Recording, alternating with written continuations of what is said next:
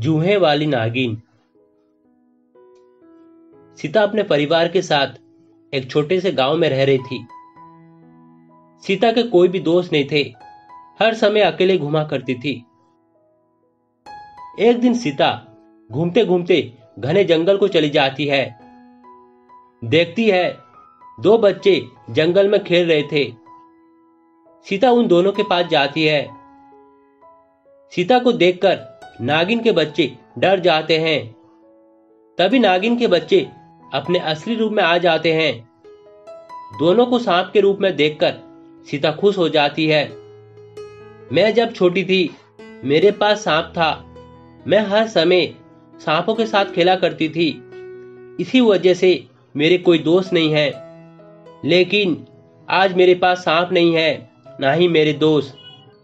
क्या तुम मेरे दोस्त बनोगे? सीता दोनों नागिन के बच्चों के साथ खेला करती है। तभी सीता जूहे के ऊपर चढ़ जाती है। जूहे धीरे धीरे सीता के बालों के पास आ जाता है, फिर बालों में चुपके से छुप जाता है। कुछ देर बाद सीता अपने घर चली जाती है।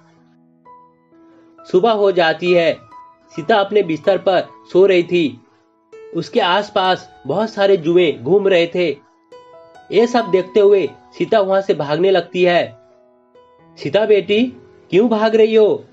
माँ, मेरे बिस्तर पर देखो, कितने सारे जुए घूम रहे हैं।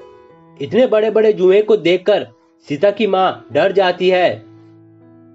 सीता जुए के डर से इधर उधर भाग रही थी। उसके पीछे पीछे जुए भाग रहे थे। देखते ही देखते पूरे गांव में जुए भर जाते हैं।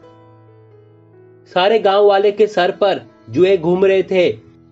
ये सब देखकर गांव वाले डर जाते हैं। सीता भागते भागते नागिन के बच्चों के पास जाती है। सीता को इस हाल में देखकर नागिन के बच्चे डर जाते हैं। माँ, कहाँ हो तुम? जल्दी आओ, फिर से जुए आजाद हो गए हैं। तभी नागिन वहां आ जाती है। देखते ही देखते सारे जुए बड़े हो रहे थे। माँ, ये जुए बढ़ रहे हैं, इन सब को मार दो। नागिन अपनी शक्ति से जुए को मार देती है। जल्दी तुम्हारे गांव को जाना होगा। जुए का राजा पूरे गांव को कब्जा कर लेगा। इधर जुए का राजा गांव को आ जाता है। अब से ये गांव मेरा है, तुम सब मेरे गुलाम हो। तभी नागिन उसके पास आ जाती है। मेरे होते हुए तुम इस गांव का कुछ भी बिगाड़ नहीं सकते। नागिन और जुए के बीच लड़ाई हो जाती है। कुछ देर बाद नागिन जुए को मार देती है। देखते ही देखते सारा गांव जुए से आजाद हो जाता है।